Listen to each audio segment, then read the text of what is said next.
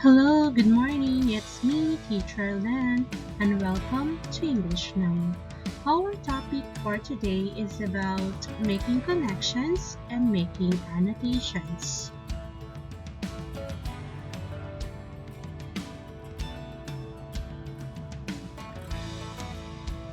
Reading comprehension is a viable skill to develop in improving communication. All other macro skills like writing and speaking greatly benefit from what you gain in reading. One relevant skill you need to hone is making connection. Are you able to relate yourself to the materials you are exposed to affects your understanding of their contents and themes. In this lesson, you will learn how to make connections between texts to particular issues, concerns, and dispositions in life.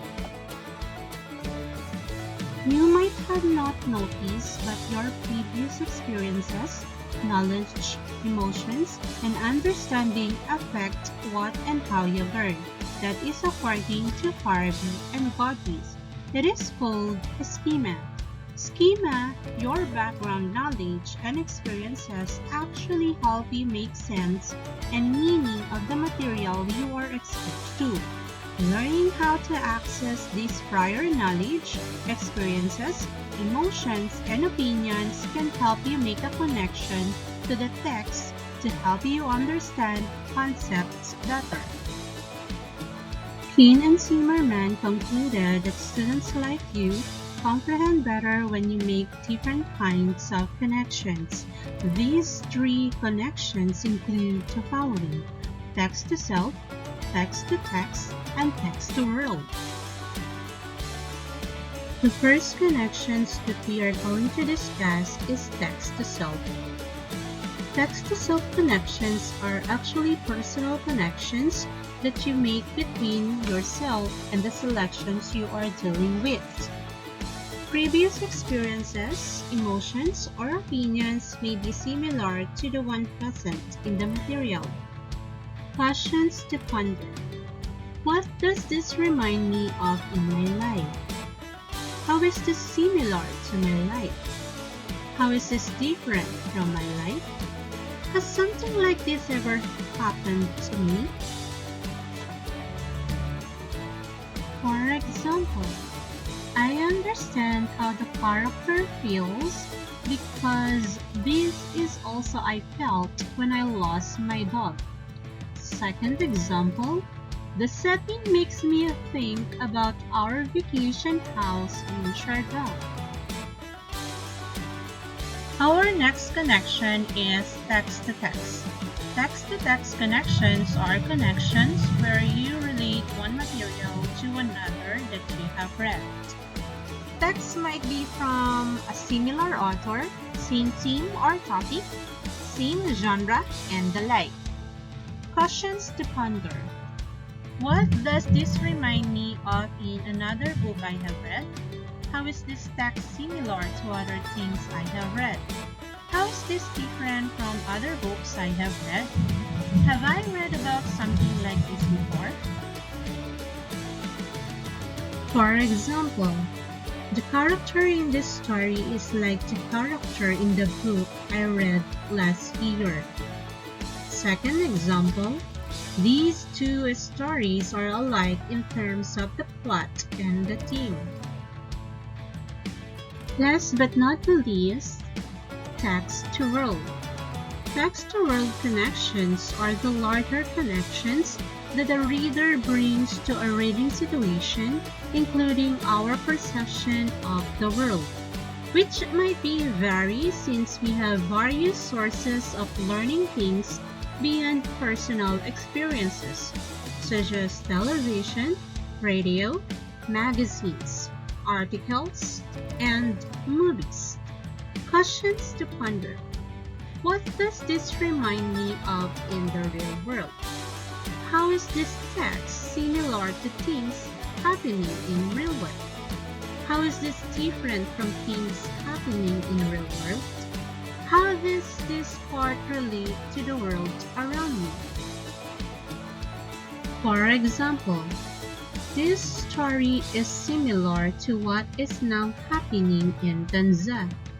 Second example, this reminds me of something I heard about in the news.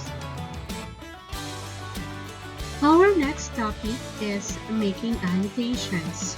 The best way to remember and associate your experiences to those presented in any text is by annotating. Annotating is to make marks on the text. It is not simply highlighting appealing words or sentences. Its main goal is to make connections between what you already know about practically anything and the world around you. It is a strategy to help you comprehend what you are reading on a deeper level than if you were just to read it straight through. It is an excellent way to deconstruct the text into meaningful pieces for better understanding. There are 4 benefits of annotating according to Acevedo 2017. A. It makes you more engaged on the material. B. It slows your reading that helps you to focus on details and have better retention and comprehension. C. It helps you process what you are reading. D. It records textual evidence for later references. You may even note your questions for further research. Acevedo 2017 added that the following annotation strategies may be used. 1. Circle any unfamiliar words, then look them up and write down the definition. 2. Use question marks to indicate areas of uncertainty. 3.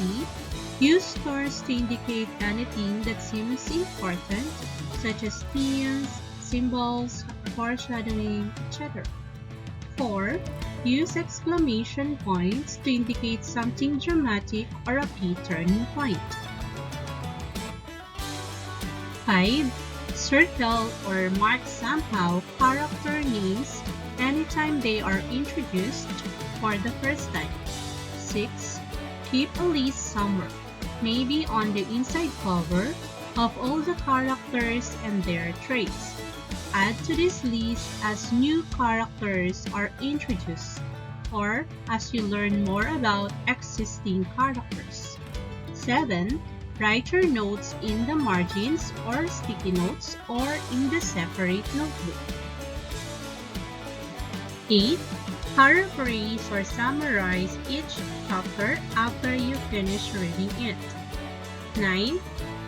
Write down any questions you have about the text, either questions you are willing to wait and find out the answer as you read further. 10.